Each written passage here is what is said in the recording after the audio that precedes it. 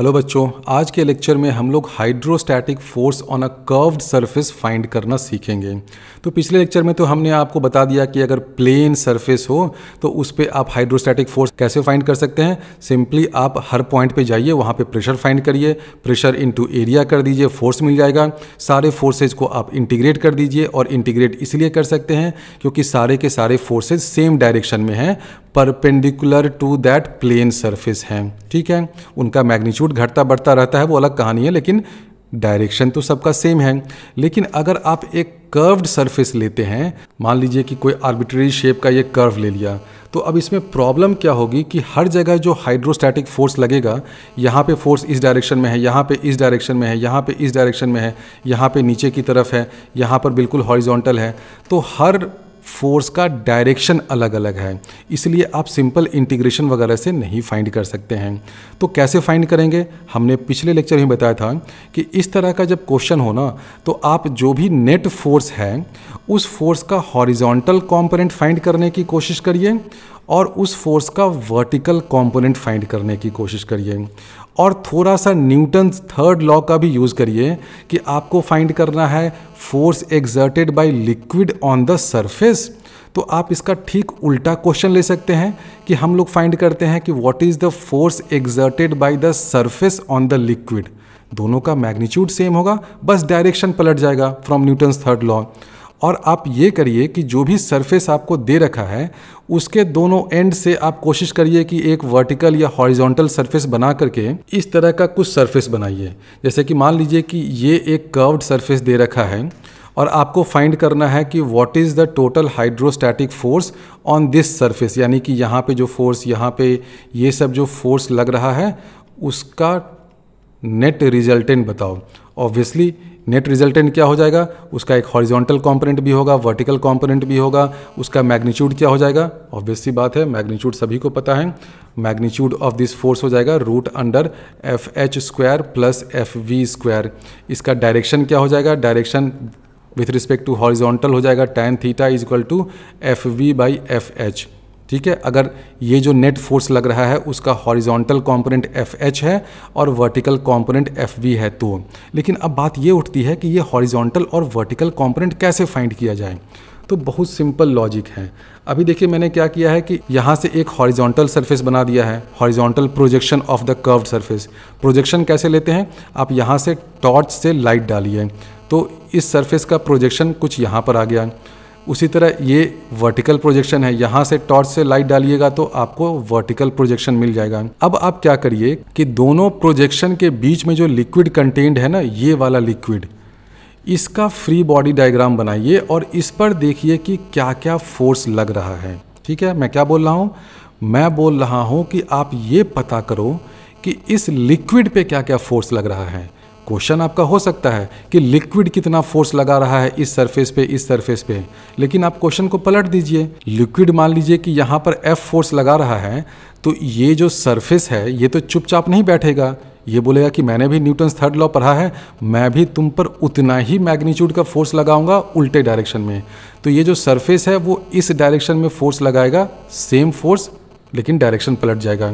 तो अगर हमें पता करना है कि ये F का मैग्नीट्यूड क्या है या इसका कंपोनेंट क्या है FV और FH, तो आप force exerted by the curved surface find कर लीजिए, उससे भी आप कर सकते हैं। बस दोनों में डायरेक्शन केवल रिवर्स हो जाएगा, मैग्नीट्यूड तो सेम रहेगा, डायरेक्शन केवल 180 डिग्री से चेंज होना है। तो आपका काम तो बन गया ना। तो अब हम लोग ये कैसे पता करेंगे कि ये जो सरफेस है ये इस लिक्विड पे कितना फोर्स लगा रहा है। इसके लिए आपको सिंपली ये करना है कि जो लिक्विड है ना अंदर में फंसा हुआ, उसको सिस्टम मानिए। देखिए मैंने सब जगह के लिक्विड को हटा दिया है। ये जो कर्व्ड सरफेस और जो हॉरिजॉन्टल प्रोजेक्शन वाला सरफेस है, वर्टिकल वाला सरफेस है, उन दोनों सरफेस और कर्व्ड सरफेस के बीच में जो लिक्विड कंटेंट है, लिक्विड ब्लॉक, उसको सिस्टम बना दिया है। अब इसका फ्री बॉडी डायग्राम बनाइए। इस पर क्या क्या फोर्स लगेगा, एक तो उसका अपना वेट W लगेगा ही, इधर सरफेस है तो इधर वाला जो लिक्विड है वो तो बोलेगा कि मैं तो लगाऊंगा, भले ये सरफेस इमेजिनरी हो, प्रोजेक्शन हो, लेकिन उससे कोई फ़र्क तो नहीं पड़ता है ना। सरफेस इमेजिनरी है लेकिन इधर जो लिक्विड है वो तो रियल है। लिक्विड मॉलिक्यूल्स इधर से तो फोर्स लगाएंगे। कितना फोर्स लगाएंगे, मान लेते हैं कि उसका नाम हमने Fx दे दिया है। इसके ऊपर भी लिक्विड है, वो भी फोर्स लगाएगा, कितना लगाएगा, Fy लगाएगा। और यहाँ पर फोर्स लगेगा, ये फोर्स कौन लगाएगा, सरफेस लगाएगा लिक्विड पे, कितना फोर्स लगाएगा, Fr, जो रिजल्टेंट फोर्स हमें फाइंड करना है, force exerted by the curved surface. इस Fr का हॉरिजॉन्टल कंपोनेंट ये Fh होगा, वर्टिकल कंपोनेंट ये Fv होगा। तो ये फ्री बॉडी डायग्राम बनाइए of the enclosed liquid block. अब ये जो लिक्विड है इक्विलिब्रियम में है, स्टेशनरी है, कुछ उछल कूद तो कर नहीं रहा है, तो इस पर हॉरिजॉन्टल डायरेक्शन में नेट फोर्स और वर्टिकल डायरेक्शन में नेट फोर्स 0 होगा। तो हॉरिजॉन्टल डायरेक्शन में कितना फोर्स होगा भाई, Fh, this will be equal to Fx, लिख सकते हैं ना, क्योंकि देखिए हॉरिजॉन्टल डायरेक्शन में तो यही दो फोर्स है, ये Fh है, ये Fx है। और फोर्स के साथ भी देखिए कलाकारी क्या हो रही है, ये जो Fx फोर्स है, जैसे जैसे देखिए आप नीचे आ रहे हैं, देखिए धीरे धीरे धीरे बढ़ता जा रहा है ना, देखिए इसका मैग्नीट्यूड बढ़ रहा है, क्योंकि आप नीचे जा रहे हैं, डेप्थ पे जा रहे हैं, तो प्रेशर बढ़ेगा, प्रेशर बढ़ेगा तो फोर्स बढ़ेगा। लेकिन देखिए ये हॉरिजॉन्टल सरफेस है, तो इस पे जो भी फोर्स है सभी सेम मैग्नीट्यूड के हैं, क्योंकि ये हॉरिजॉन्टल सरफेस सेम लेवल पे है, सेम डेप्थ पे है, प्रेशर हर जगह सेम है, प्रेशर हर जगह सेम है तो फोर्स हर जगह सेम है। अब ये कर्व्ड सरफेस का भाई जरा खेला देख लीजिए क्या है। कर्व्ड सरफेस पे भी जैसे जैसे आप नीचे जा रहे हैं तो देखिए फोर्स का मैग्नीट्यूड यहाँ पे देखिए ज़्यादा है, ये लाइंस ग्रीन वाले लंबे हैं, ज़्यादा बड़े हैं, इधर लाइंस छोटे हैं, यानी कि कर्व्ड सरफेस पे भी जैसे जैसे आप नीचे जा रहे हैं फोर्स का मैग्नीट्यूड बढ़ेगा। वर्टिकल डायरेक्शन में this Fv this is equal to Fy plus W, ऐसे लिख सकते हैं, बिल्कुल लिख सकते हैं। तो आपने Fh फाइंड कर लिया, Fv फाइंड कर लिया, Fh और Fv फाइंड कर लिया, तो मैग्नीट्यूड ऑफ फोर्स फाइंड करना बहुत आसान है, वो क्या हो जाएगा, Fh square plus Fv square, बहुत सिंपल है। ये फोर्स कितना एंगल बनाएगा हॉरिजॉन्टल से, वो क्या हो जाएगा, tan theta, this is equal to Fv by Fh। तो ये तरीका होता है इस तरह के क्वेश्चन को सॉल्व करने का। अब आप कहेंगे कि ये Fx Fy ये सब तो मैंने पता किया ही नहीं है, ठीक है नहीं किया है, लेकिन उसको पता करना तो रिलेटिवली बहुत आसान है ना। ये Fx को आप पता नहीं कर सकते हैं क्या, देखिए ये तो एक प्लेन सरफेस है, आपको अगर पता करना है कि ये Fx का मैग्नीट्यूड क्या होगा, तो ये जो प्लेन सरफेस है उसके मिड डेप्थ पे चले जाइए, जहाँ पर उसका सेंट्रॉयड बैठा हुआ आपका इंतजार कर रहा है, उछल के आप सेंट्रॉयड की गोद में जाइए, मान लीजिए कि ये पूरा डेप्थ है, यहाँ से लेकर के यहाँ तक h डेप्थ है, ठीक है। तो ये Fx की वैल्यू क्या हो जाएगी, मैं खरे खरे फाइंड कर देता हूँ, Fx की वैल्यू हो जाएगी रो g, अगर ये डेप्थ h है तो h/2 इंटू ये जो भी एरिया हो यानी कि h इंटू W। देखिए मैंने Fx तो बिल्कुल हंसते खेलते फाइंड कर दिया। अच्छा ये अगर h डेप्थ है तो ऊपर से भी अगर आप डेप्थ लीजिएगा तो उसको ऐड कर दीजिएगा, मान लीजिए कि ऊपर से डेप्थ है h1 तो सेंट्रॉयड का डेप्थ क्या हो जाएगा, h1 प्लस h/2। तो वो सब तो आपको क्वेश्चन में देखना पड़ेगा कि जो सरफेसेज हैं, जैसे ये वाला सरफेस है तो उसके सेंट्रॉयड का फ्री सरफेस से क्या डेप्थ है। तो Fx फाइंड करना और Fy फाइंड करना बहुत आसान है, क्योंकि ये सरफेस भी प्लेन सरफेस है, ये सरफेस भी प्लेन सरफेस है, और ये सरफेस तो देखिए ऐसा सरफेस है कि इसके हर पॉइंट पे प्रेशर भी सेम है, तो सीधे सीधे आप किसी एक पॉइंट पे प्रेशर लीजिए, टोटल एरिया से मल्टीप्लाई कर दीजिए, Fy आपको खरे खरे मिल गया। अब रही बात W कैसे फाइंड किया जाए, तो अब इतना आर्बिट सा क्वेश्चन तो कभी आपसे ज़िंदगी में नहीं पूछा जाएगा। जब भी आपको इस तरह का क्वेश्चन पूछा जाएगा तो थोड़ा सा ठीक ठाक शेप का होगा, हेमिस्फीयर होगा, स्फीयर होगा, कुछ एक ट्रायंगुलर वेज होगा, वैसा होगा, तो उसका आप वॉल्यूम आसानी से फाइंड कर सकते हैं। आपने वॉल्यूम फाइंड कर लिया तो वॉल्यूम इंटू रो इंटू जी कर दीजिए तो आपको वेट W मिल जाएगा। तो ऐसे क्वेश्चन को आप इस तरीके से सॉल्व कर सकते हैं। अब ये थोड़ा सा हायर लेवल का क्वेश्चन है, आई डोंट थिंक कि अब तक जेईई एडवांस में कभी पूछा गया होगा, लेकिन पूछा जा सकता है, क्योंकि देखिए इसमें जो फिजिक्स इन्वॉल्व है बहुत सिंपल है। इसमें जो फिजिक्स इन्वॉल्व है आप लोगों में से सब ने कर रखा है, क्लास 11 में मैकेनिक्स में घोट घोट कर इसको कर रखा है, कोई नया फिजिक्स इन्वॉल्व नहीं है। बस एनालिसिस कैसे करनी है, कैसे समझना है, किस लिक्विड ब्लॉक का फ्री बॉडी डायग्राम बनाना है वो समझना है। अब इस क्वेश्चन में देखिए कि जो सरफेस है वो लिक्विड ब्लॉक के नीचे है। इसी का उल्टा हो सकता है कि मान लीजिए जो कर्व्ड सरफेस है वो लिक्विड ब्लॉक के ऊपर है, जैसा कि ये क्वेश्चन है, और ये देखिए एक क्वाड्रेंट जैसा लग रहा है। अब इसमें अगर आपसे पूछा जा रहा है कि ये जो लिक्विड है ये इस कर्व्ड सरफेस पे कितना फोर्स लगा रहा है, तो आप क्या करिएगा, आप उल्टा क्वेश्चन लीजिए, मैं पता करता हूँ कि ये जो कर्व्ड सरफेस है वो इस लिक्विड पे कितना फोर्स लगा रहा है। तो मान लेते हैं कि ये जो कर्व्ड सरफेस है ऐसा कुछ फोर्स लगा रहा है इस डायरेक्शन में, उसका वर्टिकल कंपोनेंट ये Fv है, हॉरिजॉन्टल कंपोनेंट ये Fh है। तो अब हम लोग इस ब्लॉक ऑफ लिक्विड, कौन सा ब्लॉक, ये वाला जो ब्लॉक है ना, इसका फ्री बॉडी डायग्राम बनाते हैं। 3 फोर्सेस तो ऑलरेडी हैं, Fx, Fy, W, और ये चौथा फोर्स है जो ये कर्व्ड सरफेस लगाएगा। तो हॉरिजॉन्टल डायरेक्शन में इक्विलिब्रियम होगा, तो हम लोग लिख सकते हैं this Fh is equal to Fx लिख सकते हैं, और Fx को आप आसानी से फाइंड कर सकते हैं। ये क्योंकि प्लेन सरफेस है, आपको बस सिर्फ ये देखना है कि इस प्लेन सरफेस का सेंट्रॉइड कहाँ है, उस सेंट्रॉइड का डेप्थ कितना है फ्री सरफेस से, वहाँ पर प्रेशर फाइंड करिए, प्रेशर इंटू एरिया करिए, Fx मिल गया। अब रही बात Fv कैसे फाइंड किया जाए, तो आप यहाँ देख सकते हैं कि जो Fv है वो भी डाउनवर्ड डायरेक्शन में है, W भी डाउनवर्ड डायरेक्शन में है। तो Fv प्लस W इसको बैलेंस कौन कर रहा है, Fy। तो Fv plus W is equal to Fy। तो इस केस में क्या हो गया कि Fv की वैल्यू जो है वो हो जाएगी Fv is equal to Fy minus W। पिछले वाले केस में प्लस हो रहा था क्योंकि जो कर्व्ड सरफेस था वो नीचे दबा हुआ था लिक्विड से, इसलिए प्लस हो गया था। इस केस में आप देख रहे हैं कि जो कर्व्ड सरफेस है लिक्विड के ऊपर है, इसलिए Fy माइनस W हो गया। आप इन इक्वेशंस का यूज करके आसानी से फोर्स का मैग्नीट्यूड और डायरेक्शन फाइंड कर सकते हैं। अब इसी कॉन्सेप्ट से रिलेटेड एक क्वेश्चन है, बहुत ही अच्छा क्वेश्चन है, आप इस क्वेश्चन को खुद से जरूर अटेम्प्ट करिए, वीडियो को पॉज कर दीजिएगा। क्वेश्चन ये है कि a closed hemispherical vessel is completely filled with liquid and is held with its plane base vertical। ये वाला जो प्लेन बेस है ना उस हेमिस्फीयर का, और ये बेस क्या होगा, सर्कुलर होगा, प्लेन होगा लेकिन सर्कुलर होगा, ध्यान रखिए क्योंकि हम लोग हेमिस्फेरिकल वेसल की बात कर रहे हैं। ये प्लेन बेस वर्टिकल है।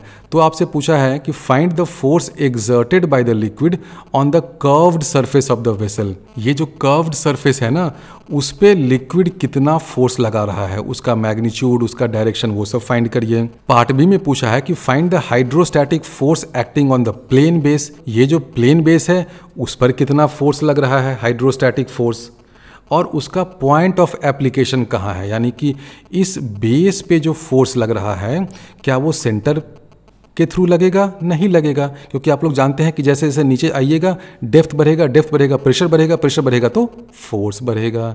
यानी कि इस केस में भी जो फोर्स लगेगा ना वो कहीं नीचे लगेगा, कितना नीचे लगेगा वही आपको फाइंड करना है। तो वीडियो को पॉज करिए, खुद से इस क्वेश्चन को जरूर अटेम्प्ट करिए। तो अब इस क्वेश्चन को सॉल्व करते हैं। इस क्वेश्चन में कुछ बच्चे ये बोल सकते हैं कि सर लेकिन ये हेमिस्फीयर स्टेबल रहेगा कैसे, आपने बोला कि is completely filled with liquid and is held with its plane base vertical, तो इसको हम लोग ऐसे वर्टिकल रख कैसे सकते हैं। बहुत अच्छा क्वेश्चन है। तो इसको रखने के लिए हो सकता है कि मैं यहाँ से कुछ फोर्स, यहाँ से कुछ फोर्स, या यहाँ पे कुछ मैं नट बोल्ट लगा दूँ, वो अलग कहानी है।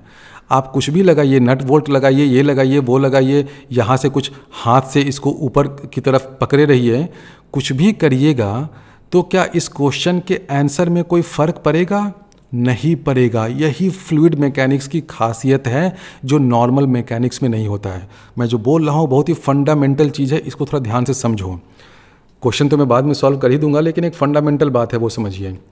अगर आप एक ऐसा हेमिस्फेरिकल कटोरा में पानी वानी भर दीजिएगा और इसको ऐसे वर्टिकल रखिएगा, तो क्या ऐसे वर्टिकल रहेगा, नहीं रहेगा। आपको यहाँ से कुछ सहारा देना पड़ेगा, या यहाँ से कुछ इधर उधर से लटकाना पड़ेगा, यहाँ कुछ नट बोल्ट से टाइट करना पड़ेगा, कुछ करना पड़ेगा। अकेले ऐसे ये नहीं रह पाएगा।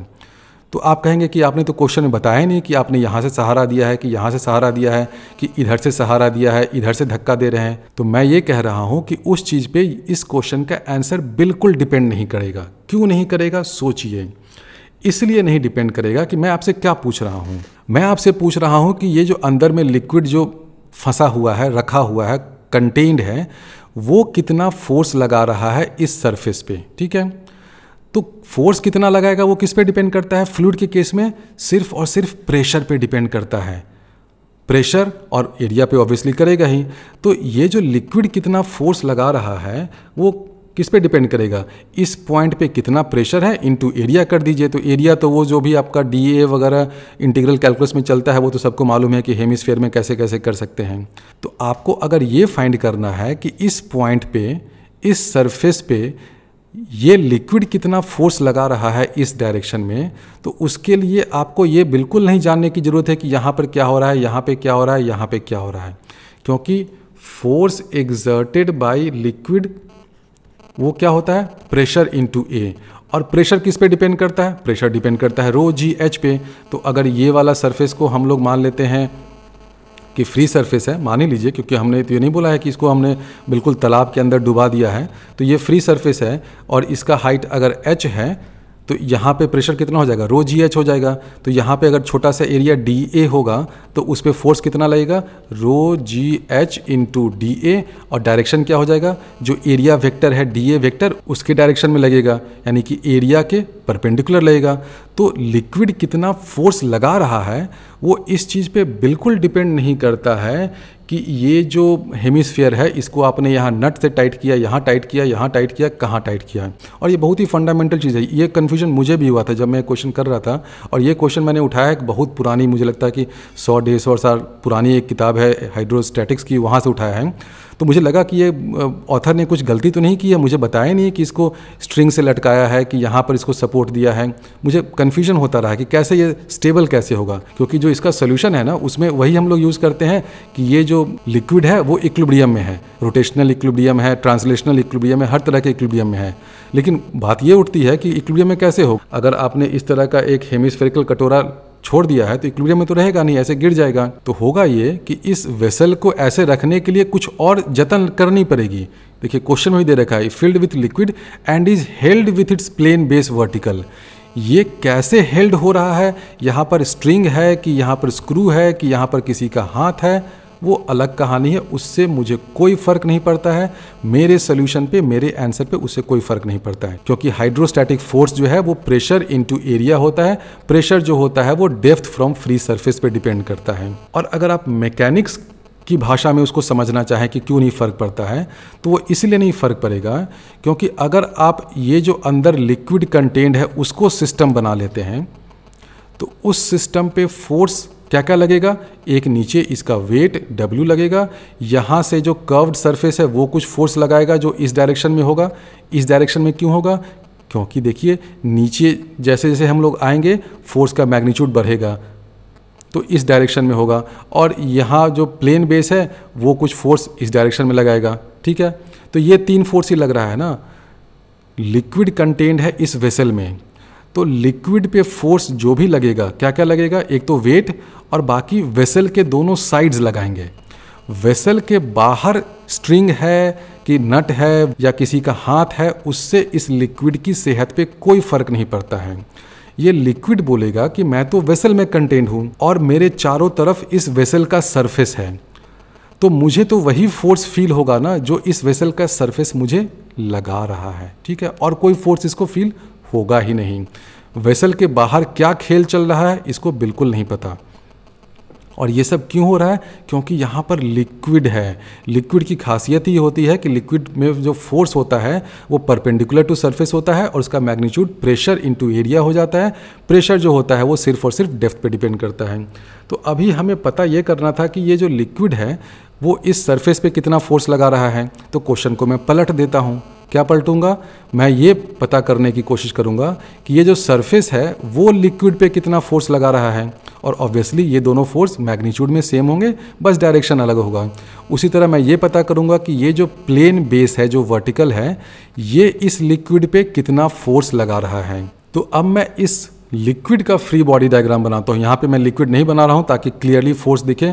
क्या क्या फोर्स हो जाएगा, एक तो सीधे mg फोर्स हो जाएगा इसके वेट के कारण। दूसरा फोर्स क्या होगा, ये जो कर्व्ड सरफेस है ना वो कुछ धक्का देगा, वो मान लेते हैं कि इस डायरेक्शन में ऐसे दे रहा है। आप कोई भी डायरेक्शन ले सकते हैं। ये मैंने F कर दिया है और इस F का वर्टिकल कंपोनेंट FV होगा और हॉरिजॉन्टल कंपोनेंट FH होगा। इक्वेशन में मुझे FV और FH की ही ज़रूरत है। तो अगर मान लीजिए कि ये FV नेगेटिव आ गया, जबकि आएगा नहीं, इसका मतलब फोर्स ऐसे लग रहा है। FV लेकिन नेगेटिव नहीं आएगा क्योंकि वेट को बैलेंस करने के लिए कुछ तो चाहिए ना। तो F फोर्स इधर हो गया और यहाँ से एक फोर्स लगेगा प्लेन बेस से, वो मान लीजिए कि लग रहा है इस डायरेक्शन में, ये हो गया FH। ये मैंने सेंटर से नीचे क्यों दिखाया है, नीचे इसलिए दिखाया है क्योंकि आप जानते हैं, सभी होशियार लोग हैं, जैसे जैसे नीचे जाइएगा फोर्स बढ़ेगा, इसलिए इसका पॉइंट ऑफ एप्लीकेशन कहीं नीचे ही होगा। अभी मुझे ये भी पता करना है, मैं पता कर दूंगा, ठीक है।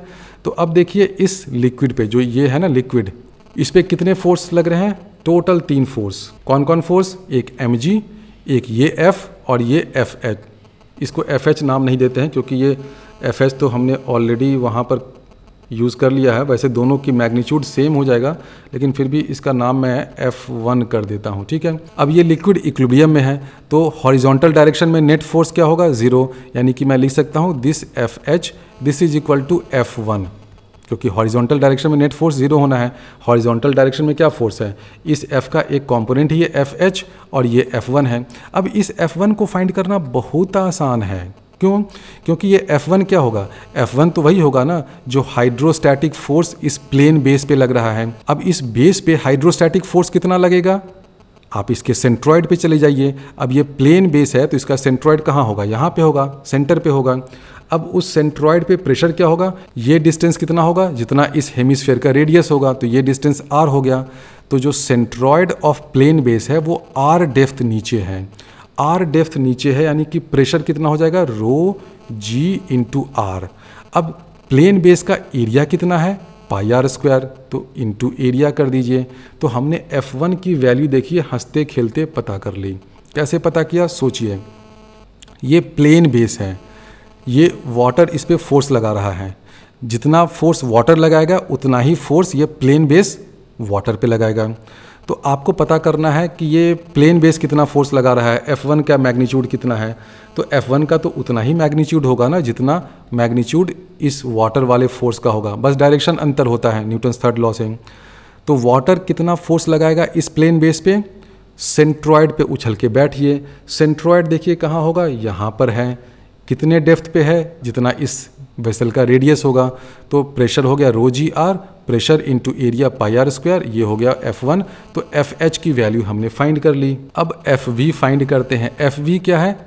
FV ऑब्वियसली वर्टिकल डायरेक्शन में जो फोर्स ये F लग रहा है, तो वर्टिकल डायरेक्शन में भी इक्विलिब्रियम है, तो FV की वैल्यू हो जाएगी m इंटू जी। और m कितना है? m हो जाएगा rho into volume of this hemisphere. Volume कितना है? 2/3 पाई आर क्यूब, और इंटू m इंटू जी करना है तो g कर दीजिए। तो देखिए हमने FH फाइंड कर लिया, हमने FV फाइंड कर लिया, यानी कि net force exerted by the curved surface find कर लिया। तो जितना फोर्स कर्व्ड सरफेस एग्जर्ट करेगा उतना ही फोर्स लिक्विड एग्जर्ट करेगा। उसका मैग्नीट्यूड क्या हो जाएगा? बहुत सिंपल है, मैग्नीट्यूड उसका हो जाएगा √FH square plus FV square. ये किस एंगल पे लगेगा? हॉरिजॉन्टल से जो इसका एंगल हो जाएगा वो भी आप फाइंड कर सकते हैं। tan theta is equal to FV divided by FH। इसकी वैल्यू हो जाएगी FV बाई FH करिएगा तो tan थीटा हो जाएगा 2/3। यानी कि हमने कर्व्ड सरफेस पे कितना फोर्स लगा उसका मैग्नीट्यूड डायरेक्शन फाइंड कर लिया, प्लेन बेस पे कितना फोर्स लगा उसका मैग्नीट्यूड डायरेक्शन फाइंड कर लिया। अब रही बात कि ये पॉइंट ऑफ एप्लीकेशन कहाँ पर होगा, ये पॉइंट कैसे फाइंड किया जाए, ये थोड़ा सा ट्रिकी पार्ट है। तो ये जो लिक्विड है जो हेमिस्फेरिकल बोल में कंटेन्ड है, उस पर ये जो सरफेस फोर्स लगा रहा है किस डायरेक्शन में लगेगा? ऐसे, इस डायरेक्शन में लगेगा, रेडियल डायरेक्शन में। यानी कि जितना भी फोर्स है ये सारा फोर्स किधर जाएगा? सेंटर जो है इस हेमिस्फेरिकल बोल का, उसके सेंटर को इंटरसेक्ट करेगा। तो ये जो सरफेस है वो जो भी फोर्स लगा रहा है वो इस डायरेक्शन में लगा रहा है कि सारा फोर्स टुवर्ड सेंटर है, रेडियल डायरेक्शन में है। तो इन सारे फोर्सेस का जो रिजल्टेंट होगा वो भी ऑब्वियसली सेंटर को इंटरसेक्ट करेगा, सेंटर की तरफ होगा। क्योंकि जितना भी फोर्स है वो सब अगर सेंटर को इंटरसेक्ट कर रहा है, टुवर्ड्स सेंटर जा रहा है, रेडियल डायरेक्शन में है, सेंटर यहाँ पे है, तो इनका जो रिजल्टेंट होगा वो भी तो सेंटर को इंटरसेक्ट करेगा, क्योंकि रिजल्टेंट तो इन्हीं का वेक्टर सम है।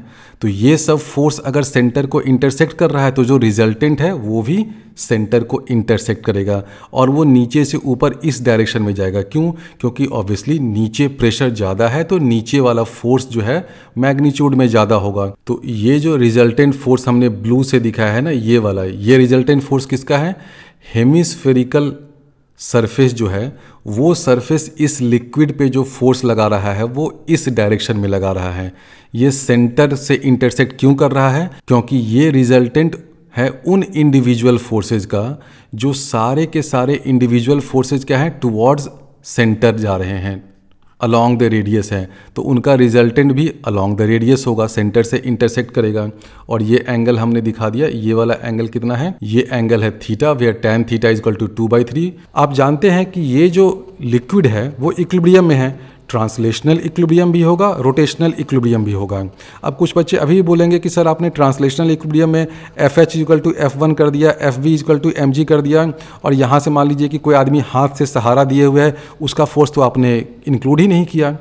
इसलिए इंक्लूड नहीं किया क्योंकि मेरा सिस्टम क्या है, मेरा सिस्टम ये पूरा वेसल विथ लिक्विड नहीं है, मेरा सिस्टम है सिर्फ और सिर्फ लिक्विड। ठीक है, तो लिक्विड पे फोर्स कौन लगा सकता है, लिक्विड पे फोर्स सिर्फ और सिर्फ लिक्विड के चारों तरफ के जो सरफेसेस हैं वही लगा सकते हैं। ये बिल्कुल फंडामेंटल चीज़ है, ये पेज फंसता है दिमाग में बहुत से बच्चों को कि सर अगर यहाँ पे कुछ आदमी है, कोई ऐसा सहारा दे रहा है, तो उसका फोर्स FH और FV में क्यों नहीं इंक्लूड होगा। इसलिए नहीं होगा क्योंकि मैं सारा कैलकुलेशन कर रहा हूँ किसको सिस्टम मान करके, इस लिक्विड को सिस्टम मान करके, और लिक्विड पे फोर्स सिर्फ और सिर्फ इस वेसल के सरफेसेस के कारण ही लगेगा। तो ये F फोर्स लगेगा, ये F1 लगेगा, और लिक्विड है, लिक्विड के पास अपना मास है, तो ग्रेविटी तो बिल्कुल दादा है, ग्रेविटेशनल फोर्स तो भाई लगेगा ही। Gravitational force is a force at a distance. यहाँ से हाथ से कोई आदमी पुश कर रहा है या कोई आप स्ट्रिंग से लटका रहे हैं, तो वो सब क्या हो जाता है, वो सब कॉन्टैक्ट फोर्सेज होते हैं, सट के एक्ट करते हैं। ग्रेविटेशनल फोर्स तो बिल्कुल बिग बॉस है भाई, वो तो लगेगा। तो ग्रेविटेशनल फोर्स mg लगेगा, ये F फोर्स लगेगा, ये F1 फोर्स लगेगा। तो ये जो लिक्विड है इसको अगर सिस्टम बनाइएगा तो सिर्फ और सिर्फ यही 3 फोर्स लगेगा। अब इसी 3 फोर्स के कारण ये ट्रांसलेशनल इक्विलिब्रियम में है, तो मैंने ये फाइंड कर लिया FH और FV की वैल्यू। अब इन्हीं 3 फोर्स के कारण ये रोटेशनल इक्विलिब्रियम में भी है। ठीक है, तो रोटेशनल इक्विलिब्रियम का यूज करके हम लोग point of application of this F1 force find करते हैं। ये हेमिस्फीयर है, इस पे फोर्सेस क्या क्या लग रहे हैं, एक तो ये F फोर्स, ये mg फोर्स लग रहा है। अब ये mg फोर्स किस पॉइंट से लगता है, तो इसमें आपको थोड़ा सा याद करना पड़ेगा कि एक जो हेमिस्फीयर होता है उसका सेंटर ऑफ मास कितने डिस्टेंस पे होता है, इस O से ये डिस्टेंस हो जाता है 3r/8। इस रिलेशन का इसमें यूज़ करना पड़ेगा। ठीक है, ये तो आप लोगों ने सेंटर ऑफ मास वाले चैप्टर में पढ़ा होगा। तो इसका सेंटर ऑफ ग्रेविटी यहाँ पर, इसका नाम भी कुछ दे दें, g वगैरह कर देते हैं। तो mg force vertically downward direction में यहाँ से लग रहा है, F फोर्स जो है वो इस डायरेक्शन में लग रहा है, हॉरिजॉन्टल से थीटा एंगल पे, यानी कि ये वाला एंगल कितना है theta, where tan theta is equal to 2/3। ये सब हमने पता कर लिया है। तो ये F फोर्स और ये mg फोर्स यहाँ कहीं इंटरसेक्ट कर रहा है। अब तीसरा फोर्स क्या है, तीसरा फोर्स यहाँ से लग रहा है F1 फोर्स। अब अगर इस लिक्विड को रोटेशनल इक्विलिब्रियम में होना है तो आप लोगों ने पढ़ा होगा ना, रोटेशनल इक्विलिब्रियम के लिए 3 फोर्सेस लग रहे हैं, तो तीनों फोर्सेस को कंकरेंट होना पड़ेगा। कोई एक पॉइंट होगा जहां पर ये तीनों फोर्सेस इंटरसेक्ट करेंगे। नहीं तो मान लीजिए कि आप अगर जिद पे उतर आते हैं कि नहीं इस F1 को तो हम लोग इस डायरेक्शन में इस पॉइंट से लगाएंगे, तो अगर इस पॉइंट से लगाइएगा तो इस पॉइंट के अबाउट अगर आप टॉर्क फाइंड करिएगा तो इस F1 के कारण तो टॉर्क हो जाएगा ना। तो रोटेशनल इक्विलिब्रियम तो हुआ नहीं। तो ये तो सिंपल फंडा होता है कि अगर कोई सिस्टम है उस पर 3 फोर्सेज लग रहे हैं और वो सिस्टम अगर रोटेशनल इक्विलिब्रियम में है तो तीनों फोर्सेज को कंकरेंट होना पड़ेगा, यानी कि F1 फोर्स यहाँ से लगेगा और उसको इस पॉइंट से पास करना पड़ेगा। ये पॉइंट कौन सा पॉइंट है, जहाँ पर ये वर्टिकल mg फोर्स और ये F फोर्स इंटरसेक्ट कर रहा है। तो देखिए पॉइंट ऑफ एप्लीकेशन हमने कितनी आसानी से फाइंड कर लिया। ये F1 फोर्स हो गया, इतना लंबा है नहीं लेकिन मैंने बना दिया है। तो अब ये डिस्टेंस आप फाइंड कर सकते हैं। अब सिंपल ज्योमेट्री, और कुछ नहीं करना है। ये एंगल आपको पता है, बिल्कुल पता है, ये एंगल है tan theta is equal to 2/3। ये डिस्टेंस पता है आपको, ये वाला डिस्टेंस ये तो पता ही है ना। ये क्या है, ये है 3r/8। तो आपको ये डिस्टेंस नहीं मालूम है क्या, बिल्कुल मालूम हो जाएगा कि ये जो point of application of this F1 force है, अगर आप मान लेते हैं कि ये H1 डिस्टेंस नीचे है, कहाँ से, सेंटर से नीचे, तो मैं लिख सकता हूँ tan theta this is equal to H1 divided by this OG। ये OG जो है ना, कौन सा OG पोजी, ये O हो गया सेंटर ऑफ बेस, G हो गया centre of mass of the hemisphere. तो OG डिस्टेंस और ये वाला डिस्टेंस दोनों बराबर है, कितना है 3r/8 है। तो आप ये कह सकते हैं कि tan theta is equal to H1 divided by 3r/8। तो इससे आप फाइंड कर सकते हैं कि H1 की वैल्यू हो जाएगी r/4। तो मैंने क्या फाइंड कर लिया, मैंने ये फाइंड कर लिया कि ये जो प्लेन बेस है उस पर जो हाइड्रोस्टैटिक फोर्स लग रहा है वो उस बेस के सेंटर से r/4 डिस्टेंस नीचे लगेगा। ध्यान रखिए ये जो प्लेन बेस है ये सर्कुलर एरिया का है, इसलिए उसमें वो जो रेक्टेंगुलर वाला फॉर्मूला मैंने एक तरह से डिराइव किया था ना, फ्री सरफेस से 2h/3 डिस्टेंस नीचे होता है, वो इसमें नहीं चल रहा है क्योंकि वो तो रेक्टेंगुलर प्लेट के लिए था। ये वाला क्या है, प्लेन बेस जो है ये हेमिस्फीयर है तो उसका बेस तो सर्कुलर शेप में होगा ना। तो ये जो बेस है वो सर्कुलर शेप में है और इस सर्कुलर शेप के बेस पे जो टोटल फोर्स लग रहा है उसका मैग्नीट्यूड तो आसानी से मैंने फाइंड कर लिया पिछले पार्ट में। पॉइंट ऑफ एप्लीकेशन कहाँ होगा वो मैंने फाइंड किया कि पॉइंट ऑफ एप्लीकेशन जो है वो r/4 डिस्टेंस नीचे है। किससे नीचे? सेंटर ऑफ द बेस से r/4 डिस्टेंस नीचे है।